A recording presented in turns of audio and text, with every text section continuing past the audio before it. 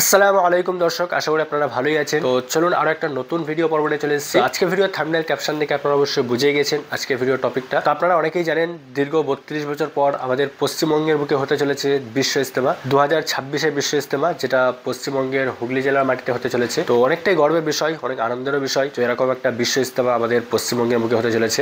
2 সপ্তাহ আগে আমি গিয়েছিলাম বিশ্ব ইজতেমার ময়দানে জুম্মার নামাজ পড়তে। তো আপনারা আগের ভিডিওটা অবশ্যই দেখেছেন। তো আজ 17ই অক্টোবর, আজ শুক্রবার।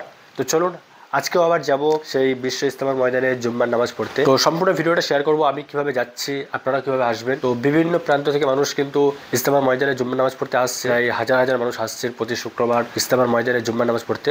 তো চলুন আজকে আমিও যাব। তো কিভাবে যাচ্ছি আপনাদেরকে সম্পূর্ণ শেয়ার করব। তো চলুন এখন আমি চলে যাব Madanpur station.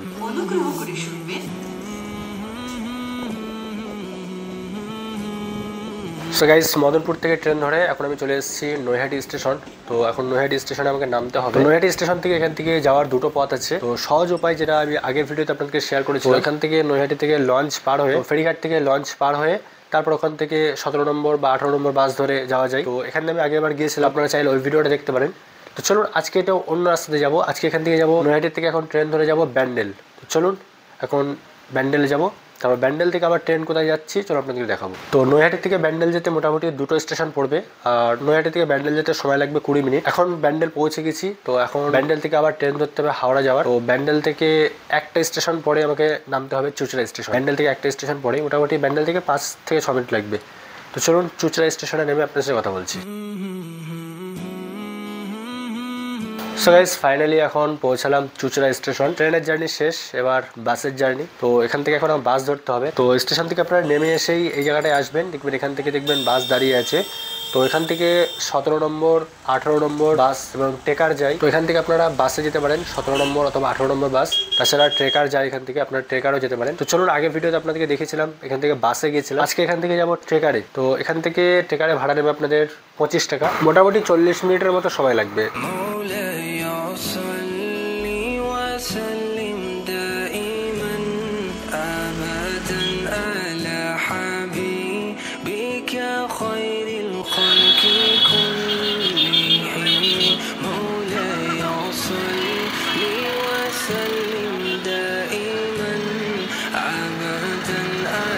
So guys, finally এখন চলে এসেছি বিশ্ব ইজতেমা ময়দান। তো আমার পিছনে আপনি দেখতে পাচ্ছেন ইজতেমা ময়দান। তো এখন বাজে ঘড়ি কাটায় 12টা। তো চারিদিক থেকেই মুসল্লিরা আসছেন ইজতেমার এই মসজিদে জুম্মার নামাজ পড়তে। তো রাস্তা পার হতেই সেই চাচার সাথে দেখা হয়ে গেল।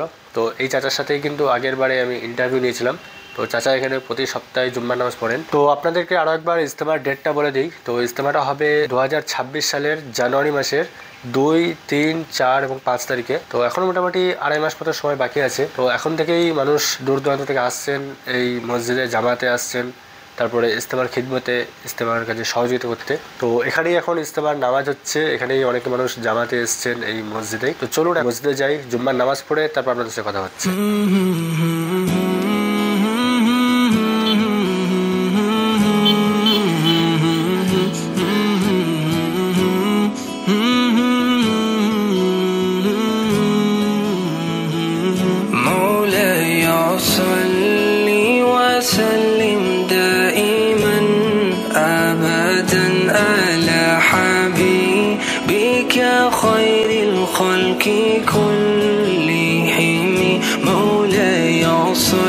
গাইস, নামাজ পড়া হয়ে গেছে। তো এখন একটা বিষয় আপনাদেরকে দেখাই। তো আগের বারের তুলনায় এই সপ্তাহে কিন্তু জুম্মার নামাজের মুসল্লি কিন্তু অনেকটাই বেশি। তো আগের বারে শুধু মসজিদটাই ভর্তি হয়েছিল, কিন্তু এবারে কিন্তু মসজিদ ভর্তি হয়েও মসজিদের পিছনে যে মাঠটা আছে সেই মাঠ আপনারা দেখতে পাচ্ছেন। তো এই মাঠে কিন্তু প্রায় 600 থেকে 700 মানুষ কিন্তু এই মাঠে আজকে নামাজ পড়েছে। তো আপনারা দেখতে পাচ্ছেন এই জায়গাটা পরিষ্কার করে দিয়েছে। তো এখন অতিরিক্ত মানুষ আসছে, অনেক মানুষই কিন্তু দিন দিন বেড়েই চলেছে, অনেক মানুষই কিন্তু দিন দিন আসছেন এই ইজতেমার ময়দানে জুম্মার নামাজ পড়তে। তো আজ প্রায় আনুমানিক 6 থেকে 7 হাজার মানুষ কিন্তু আজকের এই জুম্মার নামাজে শরীক হয়েছে। দর্শক, আমি এখন আছি এই ইজতেমার ময়দানে। এই যে পুরো মাঠ আপনারা দেখতে পাচ্ছেন, এই মাঠে কিন্তু অনুষ্ঠিত হবে 2026-এর বিশ্ব ইজতেমা। পশ্চিমবঙ্গের হুগলি জেলার দাঁতপুর থানার অন্তর্গত পুইনান গ্রাম, এই গ্রামের এই মাঠেই কিন্তু অনুষ্ঠিত হবে 2026-এর বিশ্ব ইজতেমা। তো এই মাঠটা প্রায় 7 থেকে 8 হাজার বিঘা জমি আছে। এই মাঠটা স্থানীয় মানুষের ধারণা প্রায় 80 থেকে 90 লাখের মতো মানুষের সমাগম হবে এই ইজতেমায়। খুব শীঘ্রই প্যান্ডেলের কাজ শুরু হবে। প্যান্ডেলের কাজ কতদূর কি প্যান্ডেল হচ্ছে সমস্ত ইজতেমার আপডেট কিন্তু এই চ্যানেলে আপনারা পেয়ে যাবেন। অবশ্যই চ্যানেলটিকে সাবস্ক্রাইব করে নোটিফিকেশন অন করে রাখবেন, তাহলেই ইজতেমার সমস্ত আপডেট আপনারা পেয়ে যাবেন। পথ নির্দেশ তো আপনাদেরকে অবশ্যই বলবো। এক সাবস্ক্রাইবার ভাই এবং এখানেই এসছেন এই ইজতেমা ময়দানে, তো দেখা হয়ে গেল। তো ভাই কি নাম তোমার? শেখ রিয়াজ আলী। তো এই ইজতেমা সম্পর্কে তোমার কি ধারণা, কি মতামত? ইজতেমা সম্পর্কে আমার যেটা মতামত, যে আমাদের পশ্চিমবাংলার বুকে বিগত আবারও 30 বছর পর আমাদের এই জায়গায় হুগলি জেলার মধ্যে বিশ্ব ইজতেমা হচ্ছে, সেটা আমাদের খুবই গর্ব করা দরকার এবং আমাদের খুব গর্ব হচ্ছে। আমাদের বাড়ির কাছেই হচ্ছে সব থেকে ভালো, আর আমরা চাই যাতে ইজতেমার প্রতি সবাইকে আসুক এবং ইজতেমাতে সাহায্য করুক, জান প্রাণ দিয়ে সবাই সাহায্য করুক, সব মানুষ আসুক। তিনাকে অসংখ্য সালাম জানাই, যিনি আমাদের এই হুগলি জেলার মাঠে আমাদের বাড়ির কাছে হুগলি জেলায় জায়গাটা খুবই সিলেক্ট করেছে, আমাদের খুব ভালো লাগছে। আমার যেটা ধারণা, তো এখন যে পরিমাণে লোক হচ্ছে প্রত্যেক জুম্মা, আজকে মোটামুটি কত লোক হয়েছে আনুমানিক আইডিয়া? মানে একটা 7 থেকে 8,000 লোকের কাছাকাছি হয়ে গেছে। প্রতি শুক্রবার কি জুম্মা পড়তে আসা হয় এখানে? হ্যাঁ, প্রত্যেক শুক্রবার আসা হয়।